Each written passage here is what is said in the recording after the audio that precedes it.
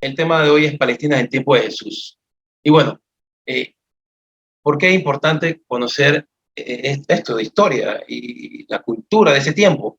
Bueno, porque así se puede conocer mejor la riqueza del mensaje de Jesús, es decir, se puede conocer a Jesús en ese tiempo, porque no es lo mismo Jesús hoy en día que Jesús hace en el año donde estuvo, en el primer siglo, o Jesús, un Jesús, por decirlo así, hace en 10 siglos antes de que nació. Entonces, si se quiere conocer el mensaje de Jesús, se tiene que conocer a Jesucristo, ya que Él es el que nos vino a entregar ese evangelio, y Él es el evangelio. Así que, qué mejor que conocer dónde estuvo Él, y así entonces la riqueza del mensaje y por supuesto la grandeza de esa persona, y conociendo el país donde estuvo, la religión, los grupos sociales y etcétera, ¿no? Así que bueno, conocemos a Jesús, así mismo reconocemos su riqueza del mensaje, y bueno, también podemos decir que el cristianismo es se fundamenta, tiene su fundamento en hechos concretos, hechos que se pueden ver, que se pueden verificar, que tú puedes ir a la historia y puedes reconocer entonces lo que sucedió en ese tiempo, el marco histórico, literario y cultural.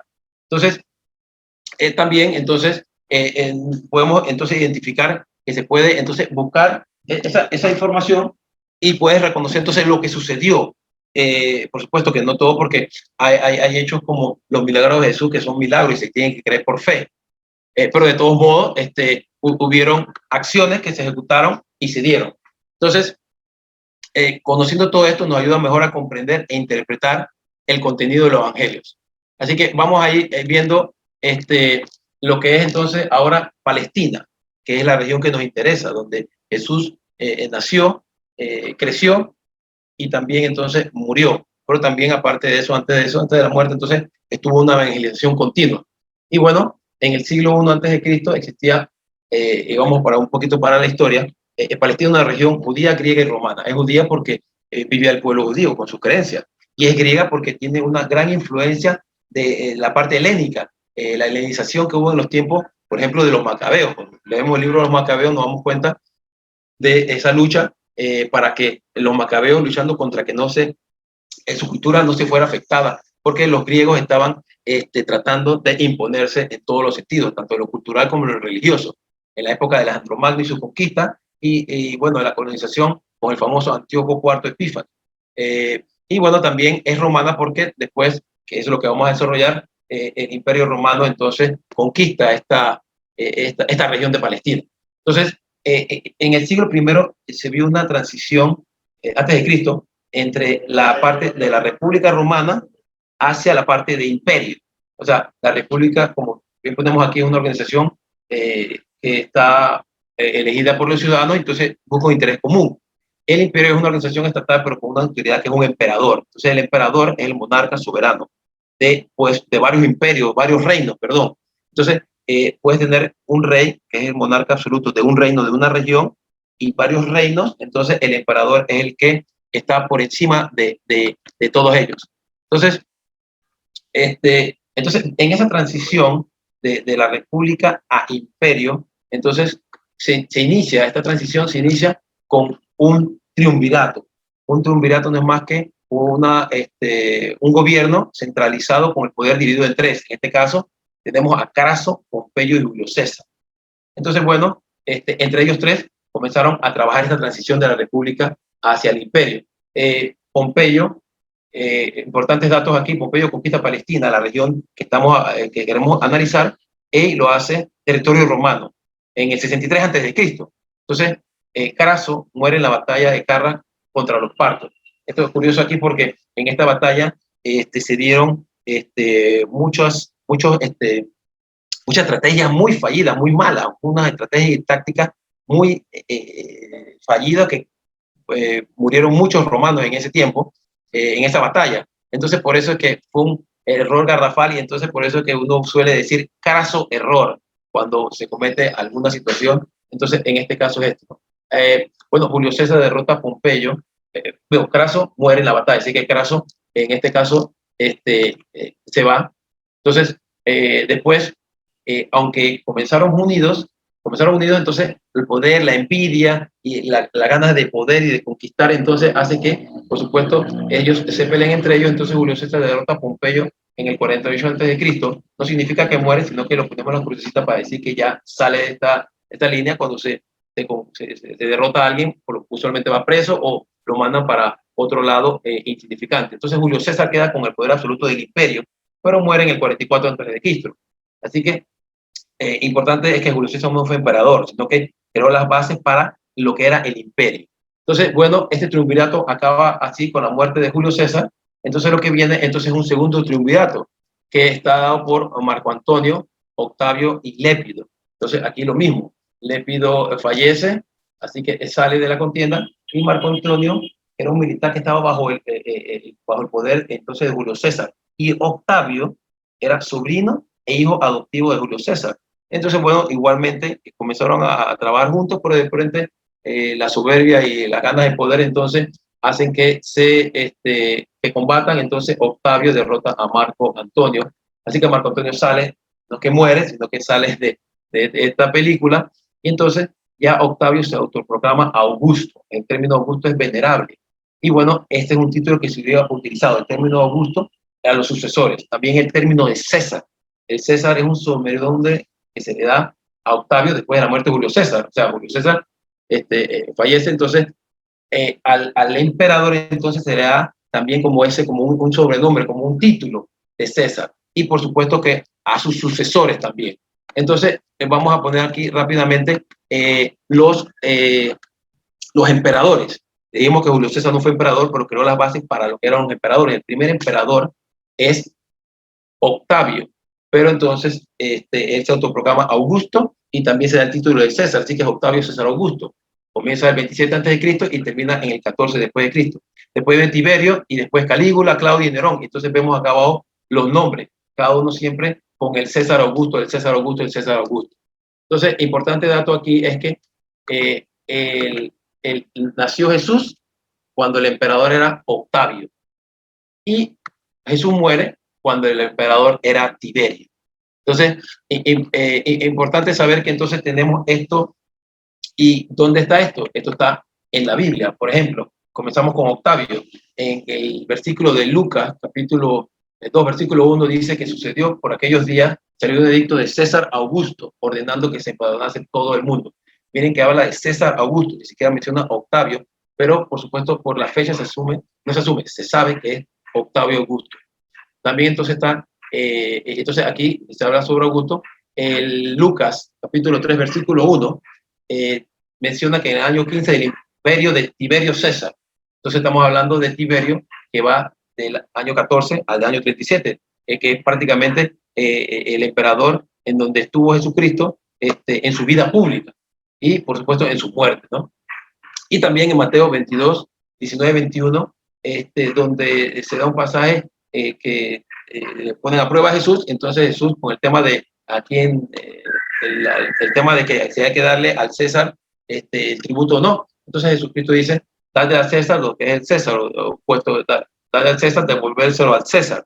Entonces nos damos cuenta aquí que el título es de César, pero se refiere a Tiberio, no a Julio César, porque Julio César estaba muerto. Entonces el título de César se da en este caso, pero se refiere en este caso, por supuesto, en Mateo, en capítulo 22, acabando ya la vida pública de Jesús, entrando antes de la pasión, muerte y resurrección, se reconoce entonces que es Tiberio el emperador de ese momento. Bueno, en Hechos de los Apóstoles, capítulo 11, versículo 28, está otro pasaje donde se menciona a Claudio, que es el emperador. No seguía, porque el de Calígula no se menciona en ninguna parte de la Biblia, pero en este caso se menciona a Claudio como emperador en este pasaje. Y en Hechos 25 se habla nuevamente un pasaje donde está Pablo, está preso, y entonces apela a que sea el emperador el que lo vea, el que vea su causa. Entonces se menciona a César. En este caso, por supuesto, por la fecha se refiere exclusivamente entonces al emperador Nerón. Entonces, ya vimos que estos son los emperadores que tuvieron, la importancia de los emperadores que tuvieron en el tiempo de Jesús. Bueno, Palestina en el siglo I después de Cristo, porque estamos viendo la transición antes de Cristo, ahora estamos en Palestina después de Cristo. Los romanos empezaron a llamar Palestina al país habitado por los israelitas. Palestina es un término que significa tierra de los filisteos. Y sabemos que por la historia estuvieron los filisteos mucho en esa región. Como vimos en el año 63, con Pompeyo se convierte en provincia romana. Los israelitas eran libres de practicar su religión, vivir de acuerdo a sus costumbres y tenían que cumplir las leyes del imperio. El problema ahí era el pago de los tributos, que se le imponía a todos ellos, ¿no? A todos los que vivían en Palestina. Y bueno, en tiempo de Jesús, Palestina estaba dividido en Galilea, Samaria y Judea. Galilea y Samaria, la parte norte eran regiones fértiles y Judea era pedregosa y árida. Y ahora lo vamos a ver ahora en un mapita. Aquí si ven, está Galilea, Samaria y Judea. Esta parte es lo que se refiere a lo que es Palestina. Y aquí lo ubicamos en el mapa, un mapa moderno, cuando está Egipto, Arabia Saudita, Irán, Irak, Siria, mar Mediterráneo, etcétera, ¿no? Y bueno, esta parte, esta región que está aquí, de Palestina, se les nombró en la Biblia por muchas maneras. Se les nombró Canaán al principio, también se les nombró Israel, hasta Judea del todo, se le llamaba Tierra Santa y también tierra prometida, la tierra prometida. Entonces, Galilea en la parte norte es una zona de área rural donde estaban los judíos y está en torno al mar de Galilea. Este es el mar de Galilea, o también se llama lago de Genesaret. Y tenemos unos lugares que nosotros hemos escuchado en la vida: Cafarnaún, ahí se me faltó una R, Caná, donde hizo el primer milagro, Nazaret, donde vivió y creció Jesucristo, tuvo también la anunciación, Genesaret, también por el lago de Genesaret, y Betsaida también. Y bueno, tenemos en la parte sur Samaria y bueno, Judea, donde está también una zona extensa y muy despoblada porque es extensa, pero tiene lugares muy importantes, como Jerusalén, por supuesto, donde muere nuestro Señor Jesucristo, Emaús, donde se da el pasaje de los discípulos, después de la resurrección, que no lo reconocen, Belén, donde nació Jesucristo, Jericó, el pueblo donde Jesucristo hizo un milagro, y también donde entró a la tierra prometida. Fue el primer pueblo que se atacó en los tiempos de Josué, en la tierra prometida, cuando entraron por el lado de Transjordania. Y bueno, Betania también es otro lugar importante de esta zona, ¿no? Importante también ver aquí el Mar Muerto, que en la Biblia se llama Mar de la Sal. Y por supuesto el río Jordán, que conecta el Mar Muerto con el lago de Galilea que vimos anteriormente, y que es donde Jesucristo se bautizó. Entonces, ¿qué lengua se hablaba en ese tiempo? Podemos referirnos al Evangelio según San Juan, el capítulo 19, del versículo de 19 al 20, donde se da la inscripción que se pone encima de la cruz, donde se describe que dice Jesús el Nazareno, el rey de los judíos, y estaba escrito en hebreo, en latín y en griego. Entonces, bueno, los judíos del primer siglo hablaban normalmente el arameo, era la lengua franca, como se conoce, y se hablaba en todo el territorio. El hebreo solamente era una lengua de tipo litúrgica, ya se estaba dejando de hablar, y bueno, algunas de las clases importantes, cultas, lo conocían muy bien. Debido a la parte de lo que hablamos de la helenización de Palestina, el griego sería una lengua, en este caso koiné, sería una lengua muy empleada para esta zona, especialmente en los comercios. No era el griego de Platón, por ejemplo, Aristóteles, ese griego no era un griego distinto. Y bueno, también desde el siglo I antes de Cristo, con el Imperio Romano, que es el imperio invasor, es que trae entonces el latín. Y bueno, se había pensado introducir en esta región, por lo menos en las instituciones, y era una lengua que se utilizaba para comunicaciones oficiales, principalmente. Así que esas eran las lenguas habladas en Palestina. Entonces, bueno, continuamos con Herodes. Herodes es una persona, bueno, nosotros de repente lo conocemos como una persona, pero hay varios Herodes, y ahora pronto le vamos a mencionar los Herodeses que hay en la Biblia. En la dinastía de Herodes, bueno, ya vimos que Pompeyo conquista el área de Palestina y lo forma parte del Imperio Romano en el 63 a.C. Así que se convirtió entonces en ese momento en una provincia de Siria. Siria, la Gran Siria en la parte norte. Entonces, esta parte se convirtió en ese momento y dependía del gobernador de Siria. Entonces, bueno, retomando nuevamente el pasado, Julio César tuvo una campaña en Egipto y vamos a ver de dónde sale Herodes. Julio César tuvo una campaña en Egipto y fue apoyado por dos personas, Hircanio II y un Idumea, que es la parte sur de Judá, donde está Judea, y el idumeo Antipatro II. Bueno, Julio César nombra Antipatro II gobernador de Palestina, pero en el 43 es envenenado. Así que un hijo de Antipatro II es Herodes el Grande. Entonces, estaba en Roma y bueno, tuvo el favor del emperador del emperador no, de los que estaban gobernando en ese momento, porque no había emperador en ese momento, y bueno, lo constituyeron rey de Palestina. Él comenzó con Judea y después fue adquiriendo gran parte de la región. Y bueno, como era un rey, es un rey vasallo al emperador, o sea que está debajo del emperador de ese momento. Así que Herodes el Grande comenzó como rey del área de Palestina. Entonces, era muy característico de las edificaciones, sobre todo militares, construye fortalezas, la ciudad portuaria de Cesarea de la Marítima, y también reconstruye con mucho esplendor el templo de Jerusalén. Pero también, aparte de esas edificaciones y esa magnificencia, en el estilo militar también tuvo unas características de mucha crueldad. Por ejemplo, en el año 25 reprime una rebelión farisea muy drásticamente, y bueno, mandó matar a muchos familiares, sus esposas, algunos hijos también y allegados. Entonces, vemos también que Herodes el Grande, en Mateo capítulo 2, versículo 16, donde se habla sobre la infancia de Jesús, es el que entonces manda a matar a los niños menores de 2 años. Y si se recuerdan, porque los magos que pasaron y se encontraron con Herodes, entonces cuando iban de regreso no pasaron por donde Herodes como Herodes quería, para que lo dijeran el lugar donde se había nacido el niño Jesús. Así que Herodes es famoso por su crueldad, Herodes el Grande. Pero entonces, Herodes el Grande tiene su término en el año 4 antes de Cristo. Herodes muere en el año antes de Cristo y ya tenía toda esta región a su cargo.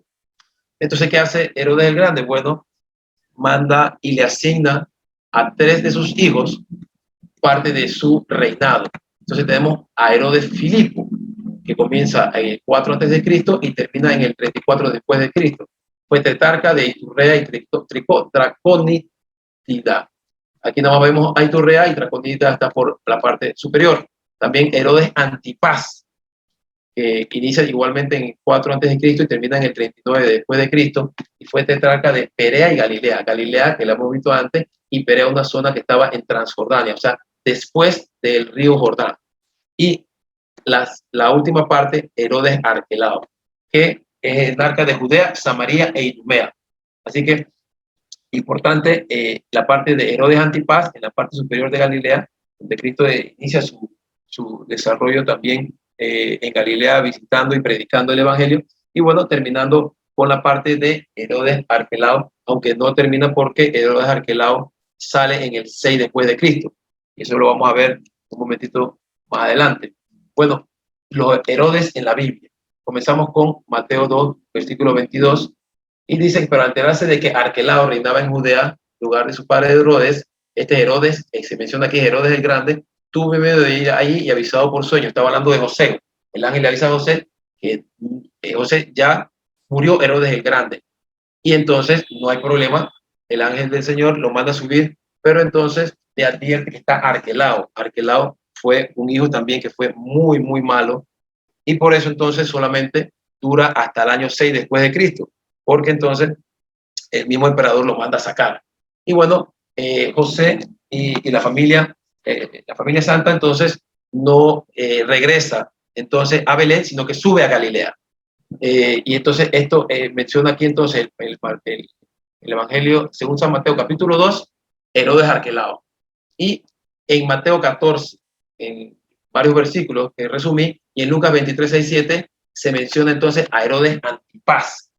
Y bueno, Herodes Antipas se caracterizó porque fue el que le quitó a su hermano Filipo a la esposa, la Herodías. Herodías era la esposa de Filipo, y no es el Herodes Filipo que acabamos de ver, es otro Filipo. Y bueno, mandó decapitar a Juan el Bautista. Y también otro pasaje de cuando Jesucristo estaba con Poncio Pilato, que estaba tratando de, bueno, el Sanedrín y los judíos estaban tratando de que Poncio Pilato ordenara la muerte de Jesucristo. Entonces Jesucristo, sabiendo que Cristo era Galileo, o sea, que vivió en el tiempo de Galilea, porque nació en Belén, vivió mucho tiempo en Galilea. Entonces, como estaba Herodes Antipas, que tenía la jurisdicción de Galilea, estaba en ese momento en Jerusalén, acá abajo, entonces lo manda a que se encuentre con él para ver si él lo condenaba, y entonces ya Poncio Pilato, por decir, quedaba tranquilo. Bueno, ese es el pasaje que se menciona donde está Herodes Antipas. Y bueno, Herodes Filipo se encuentra en un pasaje de Lucas capítulo 3 versículo 1, donde mencionan que el imperio de Tiberio César, o sea, el emperador, aquí está, Tiberio César, y bueno, Herodes el tetrarca de Galilea. Así que Herodes, está Herodes el tetrarca de Galilea, y Filipo su hermana tetrarca de Iturrea y Tracónida. Aquí está el Filipo, no le mencionan Herodes, pero sí menciona Herodes el tetrarca de Galilea, que este es el que estamos hablando anteriormente, está aquí, que es el que se encarga, vamos a de nuevo aquí, Antipas, recuerden, está aquí con Galilea, y Herodes Arquelao está en la parte inferior. José y la familia iban a regresar a Belén, pero como estaba Arquelao y era muy malo, entonces decidieron irse a Galilea, donde estaba Antipas. Y bueno, aquí está Herodes Filipo. Entonces tenemos otros Herodes en la Biblia que no son Herodes ni Filipo, ni Arquelao, ni Antipas, sino Herodes Agripa. Y eso se dan allá en Hechos de los Apóstoles, con Pablo. Entonces, Herodes el Grande tuvo otro hijo que se llama Aristóbulo IV. Y este es hijo de Aristóbulo IV. O sea que este es nieto de Herodes el Grande, Herodes Agripa. Y bueno, Calígula le asignó los territorios, estos que vimos anteriormente, eventualmente poco a poco, cuando fueron saliendo o muriendo los Herodes anteriores. Y bueno, vemos en Hechos de los Apóstoles, capítulo 12, donde mencionan al rey Herodes, echó mano de algunos en la iglesia para matarlo. Este rey Herodes Agripa I hizo morir a espada a Santiago, al hermano de Juan, el apóstol Santiago, y también mandó a meter preso a Pedro. Y tenemos el último Herodes que aparece, son 6 Herodes que aparecen en la Biblia, que es Herodes Agripa II, que es hijo de Agripa I, o sea que es nieto de Herodes el Grande. Y bueno, hay un pasaje donde Pablo, en Hechos de los Apóstoles, capítulo 25, donde Pablo entonces está detenido, lo vimos anteriormente, y bueno, Festo es un procurador de Palestina. Más adelante vamos a ver a Festo, recuérdense Festo. Y bueno, Pablo lo que quiere es que se encontrarse directamente con el César. En ese caso era el emperador que estaba a cargo en ese momento, de que fue el que fue después de Octavio. Entonces, aquí se menciona entonces al rey Agripa, y Berenice, que era la hermana, y bueno, este es Agripa II, Agripa II. Y bueno, eso es con respecto a Herodes. Ya vemos que Herodes, cuando vemos la Biblia y vemos el nombre de Herodes, no significa que Herodes el Grande, tiene que ser ubicado en el tiempo para saber que fue uno de los descendientes de Herodes el Grande. Bueno, importante también conocer a Poncio Pilato. Recordemos que la Sagrada Familia vuelve a Egipto, y bueno, como dijimos, Herodes Arquelao gobernaba Judea, así que la Sagrada Familia se fue para Galilea. Entonces se traslada a Nazaret de Galilea, donde gobierna Herodes Antipas, que no tampoco era muy bendito, pero bueno, era menos malo que Arquelao. Y bueno, Arquelao fue depuesto por su crueldad en el 6 después de Cristo.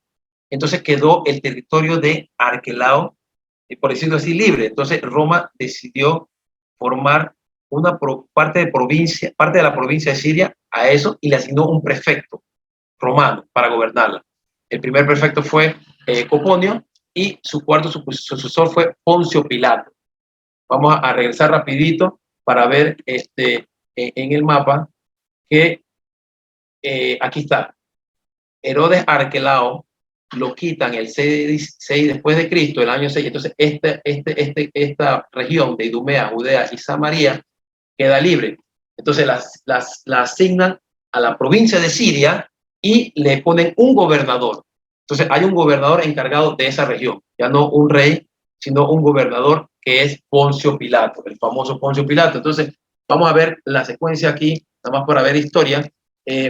Bajo el emperador Octavio Augusto, el primer prefecto, le llamaban prefecto, que es un gobernador, a Coponio, a Ambinio y Rufo. Después con Tiberio vino Valerio y después Poncio Pilato, que fue el quinto, que es el que nos interesa, ya que está desde el año 26 al año 36, donde se da entonces la vida pública de Jesús y la muerte y resurrección de nuestro Señor Jesucristo. Así que bajo el emperador Tiberio y el prefecto Poncio Pilato, entonces tenemos prácticamente la vida pública de Jesús y su muerte. Bueno, después vino Marcelo, Marulo, y bueno, después del año 44 se dejó de llamar prefecto y se llamó procurador.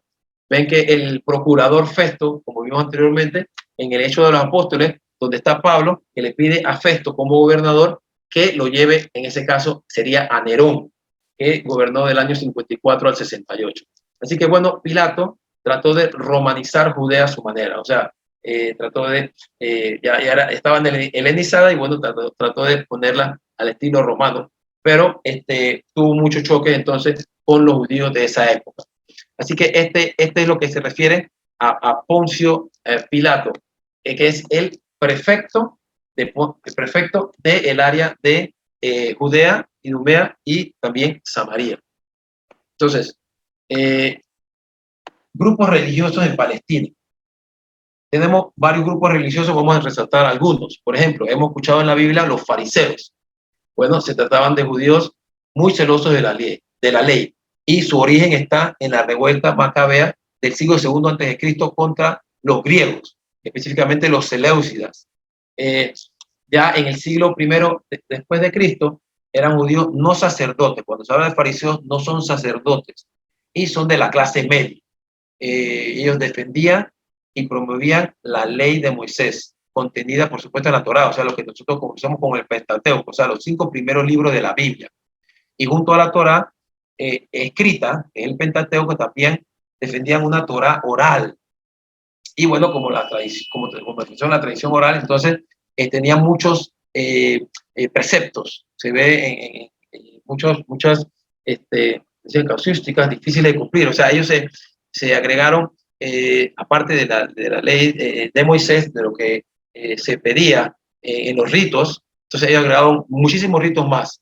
Y por eso entonces Jesucristo habla mucho en el Evangelio, hablando sobre este tipo de acción, de que ellos nada más eran fijarse en lo exterior y no en lo interior, que es lo que vino a traer nuestro Señor Jesucristo, para hacer un cambio radical en eso de lo que eran las tradiciones humanas.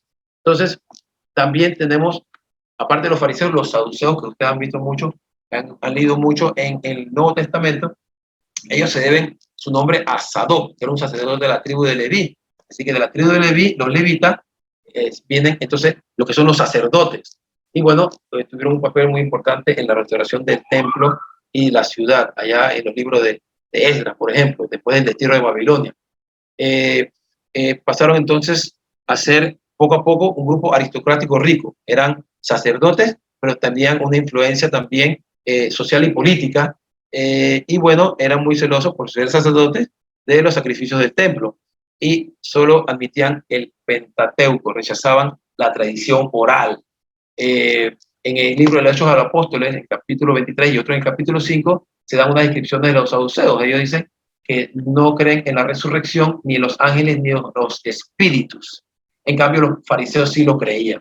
Y bueno, también se ve en el libro del Hechos de los Apóstoles, capítulo 5, que dice, se levantó el sumo sacerdote y todos los suyos, lo de la secta de los saduceos. Así que ahí se relaciona entonces que los saduceos eran parte, el sumo sacerdote era saduceo. Todos los que eran sacerdotes eran de la secta de los saduceos. También tenemos a los herodianos, que formaban un grupo político y estaban muy en pro de lo que son la parte de los Herodes. Estaban aceptando mucho el impuesto de Roma, por supuesto, algo que era muy rechazado por los judíos, y también estaban afín al imperio, por supuesto. En Marcos 12, capítulo 13, versículo 13 a 14, capítulo 12, dice, y envían donde él algunos fariseos y herodianos, y estaban hablando sobre el tema este de el tema que si es lícito pagar el tributo al César. Este es anterior al versículo que vimos anteriormente, donde se habla del tributo al César. Y cuando se habla de César aquí, se está hablando específicamente de Tiberio, que era el emperador en ese momento. Así que los herodianos se caracterizaban por esto. Y también tenemos entonces al Sanedrín. El Sanedrín, bueno, no, creo que me salté otro, un segundito, creo que me salté, bueno, no, estamos en Sanedrín. Creo que me salté una que hablan sobre los samaritanos. Si recuerdan, en Galilea y Judea está Samaria, y Samaria tuvo en el año 721, ella fue conquistada por los asirios, que vinieron e invadieron el reino del norte. Y bueno, este grupo se mezcló con esa parte de creencia mesopotámica de esa área del norte, y cuando invadieron entonces se produjo una combinación entre religiones. Ellos tenían su propio Pentateuco y tenían un templo. Aparte del templo de Jerusalén, tenían un templo, ellos tenían otro templo, que no era el templo de Jerusalén, donde ellos adoraban. Se quedaba en un lugar que se llama Garizim, y era totalmente opuesto a la adoración que se hacía en el templo acá de Jerusalén. Y bueno, ellos no se llevaban, tenían una enemistad muy grande. Después entonces tenemos el Sanedrín. El Sanedrín es el consejo. ¿Se recuerdan cuando fue apresado Jesucristo en el Monte de los Olivos? Entonces lo llevaron entonces al Sanedrín. El Sanedrín entonces es como no decimos un parlamento, pero es un grupo de personas que toma decisiones de tipo religioso y político. Y estaba formado por 70 miembros, más el sumo sacerdote, que eran 71. Y bueno, lo formaba el sumo sacerdote, en la máxima autoridad, los príncipes de los sacerdotes, que se menciona mucho en los evangelios, y que eran, era el sumo sacerdote, los sumos sacerdotes retirados y miembros de la familia sacerdotal de mucho prestigio. Entonces, eso formaban parte del Sanedrín, tomaban decisiones. También están los ancianos, que en la expresión dice que hace referencia a familias pudientes, que no eran sacerdotes, pero tenían mucha importancia e influencia en las decisiones que daba el Sanedrín.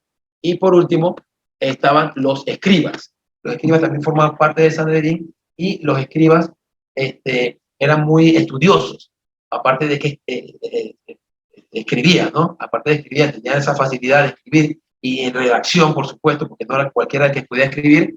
Entonces también se tenía con la copia de texto y también su interpretación, o sea que ellos eran estudiosos de las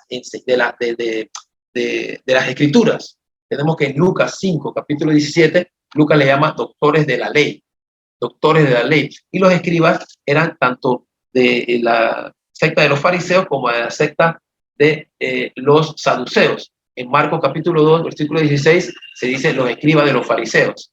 Y en Mateo 26, 57 habla que los que prendieron a Jesús lo llevaron ante el sumo sacerdote Caifás, donde se había reunido con los escribas. O sea que los fariseos y los saduceos tenían creencias en algunos casos muy opuestas. Y bueno, ahí se habla sobre los escribas de los saduceos. Así que esto era lo que formaban el Sanedrín. Y el Sanedrín, como dijimos al principio, los judíos se les respetaba sus creencias y sus decisiones políticas, y también sus decisiones religiosas. Lo único que no hacían era, ellos podían condenar, pero no podían condenar a la muerte. Por eso es que a Jesucristo lo lleva el grupo de los sacerdotes, el Sanedrín en sí, lo lleva entonces a Poncio Pilato, para que Poncio Pilato entonces lo pueda entonces condenar, porque eso, condenar a muerte, no era facultad del Sanedrín. Y bueno, tenemos otra institución que es la sinagoga, que es muy importante para lo que es el tema de la adoración y el tema de la congregación de los judíos. Había una sinagoga, por lo menos en una de las ciudades, para la congregación, y por supuesto también, tanto en el área de la Palestina como en la diáspora también había sinagogas. Y bueno, ahí se podía enseñarle a los niños a leer, escribir y conocer la Sagrada Escritura, se utilizaba mucho para eso.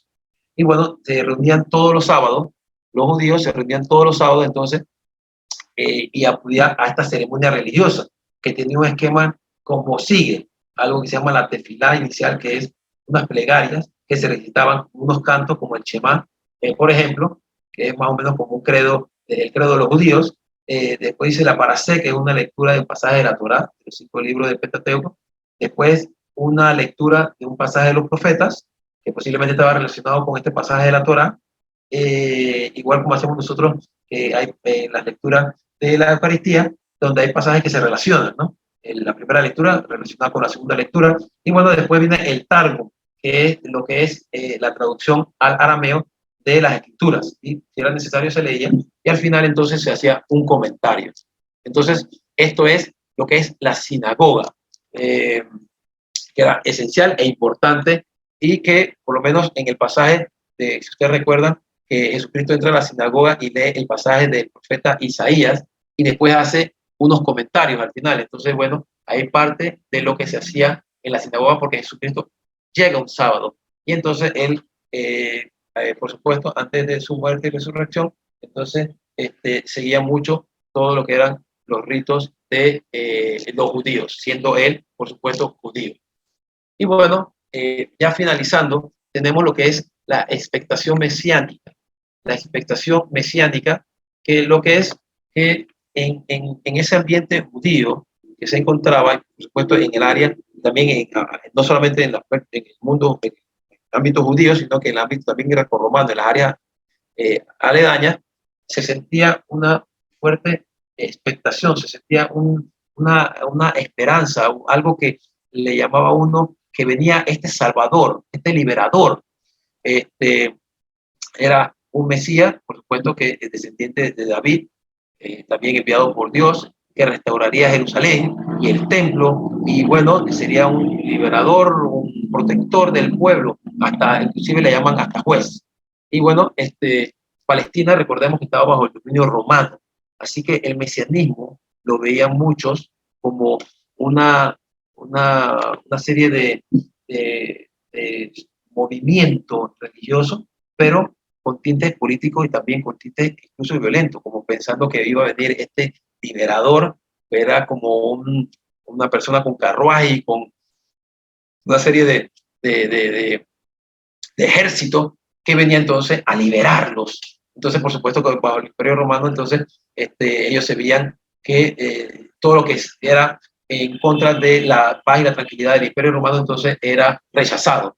Y también tintes políticos como si fuera que levantaba las masas y ponía en contra de las masas a lo que eran las personas que estaban encargadas de la parte del gobierno de los romanos. Entonces, Jesucristo viendo esto, entonces antes, por supuesto, antes de entrar a Jerusalén, él trata de que no se le nombre rey ni se le ensalce de esa manera. Por ejemplo, en el Evangelio de San Juan, capítulo 6, versículo 15, dice que dándose cuenta Jesús que intentaban venir a tomarle por la fuerza para hacerle rey, huyó de nuevo al monte él solo. O sea, después que él hacía muchos milagros, entonces la gente como que veía en eso este Salvador, el Mesías, el que venía, y se estaba entonces pensando que lo iba a salvar de este yugo romano, de estos impuestos que se tenían, que nos estaban matando. Así que esta era una manera en que Jesús posiblemente evitaba aceptar el título de rey y esa coronación, que lo haría entonces una excusa, por decirlo de una manera, opuesta a la tranquilidad de lo que era la evangelización que él estaba dando, porque podría verse como una amenaza al imperio romano en ese momento.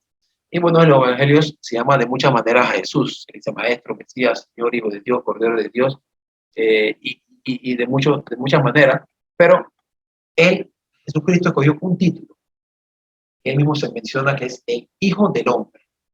Jesucristo es el único que emplea esa expresión, con el artículo el Hijo del Hombre. ¿Por qué? Por ejemplo, los profetas mencionaron a un hijo de hombre. Por ejemplo, el profeta Ezequiel dice lo siguiente, capítulo 22, versículo 23 al 24, dice: la palabra de Yahvé me fue dirigida en estos términos: hijo de hombre, dile. Entonces, Dios, Yahvé, manda a Ezequiel que diga algo. Entonces, en este caso, en este término, hijo de hombre, se refiere eh, a, a poner a Ezequiel como a darle de manera que él sienta que por ser el que está recibiendo esta palabra directamente de Dios, no se exalte, no se llene de orgullo, entonces pierda esa humildad que se necesita para poder transmitir la palabra del Señor. Entonces, hijo de hombre, en este caso con Ezequiel, se lo mencionaba a él para que vea que él era humano, que no se podía exaltar, y entonces como que lo aterrizaba. También en Isaías también se habla en pocos términos, pero más en Ezequiel se habla sobre el Hijo del Hombre. En Mateo 20, del capítulo 20, del 17 al 18, el mismo Jesucristo dice: mirad que subimos a Jerusalén y el Hijo del Hombre será entregado a los sumos sacerdotes. O sea que él se refiere a él mismo, a el Hijo del Hombre. Esta es la diferencia: el Hijo del Hombre a Hijo de Hombre. Eh, entonces, bueno, también, por supuesto, para evitar confusiones y no decir, no automencionarse Jesucristo diciéndose que yo soy el rey de los judíos, entonces la palabra rey podría causar un problemita. Entonces él se autodenomina el Hijo del Hombre. Y esto, bueno, lo podemos ver por el profeta Daniel, que también utiliza este término, pero lo utiliza no para él, no que lo utiliza, sino que Dios no lo utiliza para Daniel, el profeta Daniel, sino que lo utiliza en este pasaje para hablar sobre el Hijo del Hombre que iba a venir.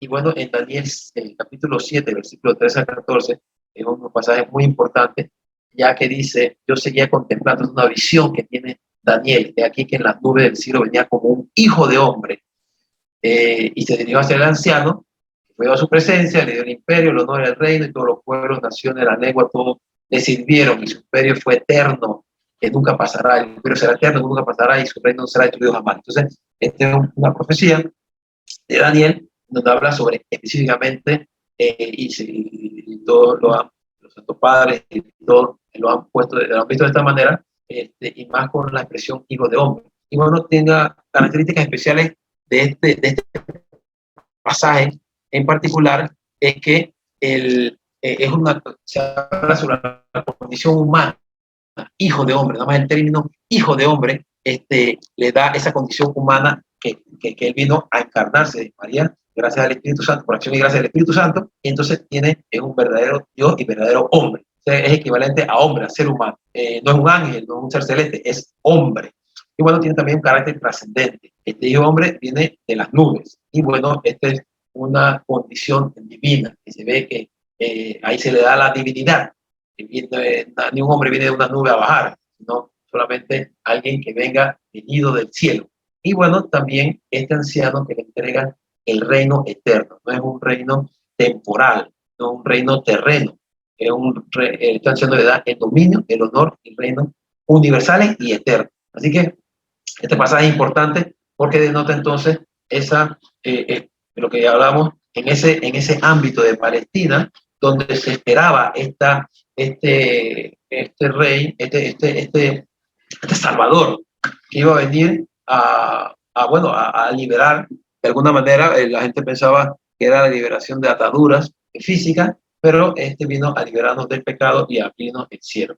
Así que, hermanos, este es lo que tenemos con respecto a este tema de el Palestina en el tiempo de Jesús. Es importante entonces, y es bueno, digo, por supuesto que conocer que hay un Herodes y otro Herodes no va a la salvación, pero viendo y conociendo que hay ciertos detalles que nos ayudarían a, cuando leemos la Sagrada Escritura, nos ubican en el tiempo y en el espacio, y nos ubican también en qué se dio en ese momento, cómo Jesucristo mencionaba, a quién mencionaba, y se hace referencia también de esa persona y de dónde vino y por qué está ahí. Entonces Poncio Pilato vino y nació, y entonces fue alguien que le dio la gracia de que estuviera ahí. No, él tiene una historia. Entonces esto nos hace ver que las Sagradas Escrituras no vienen de alguien que las inventó y que comenzó a hablar y que dice que estuvo inspirado y entonces sacó un poco de nombres así, como que escribe un libro de historia, un cuento, y bueno, va poniendo,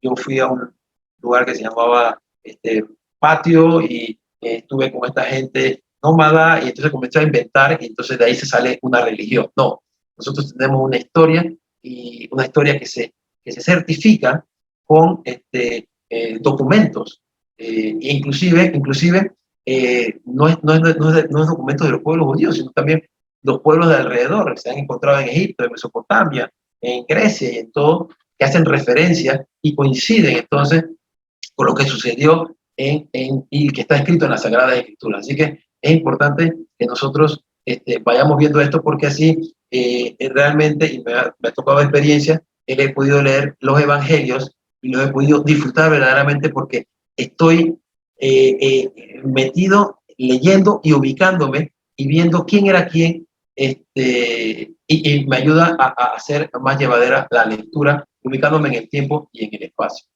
Así que, bueno, eso es todo. Espero que no haya sido muy técnico y que le haya sido de su agrado y, por supuesto, de importancia para ustedes en los próximos y que, bueno, vayan viendo que no solamente había un solo Herodes, sino que habían tres Herodes en la Biblia y, bueno, el origen de todo esto.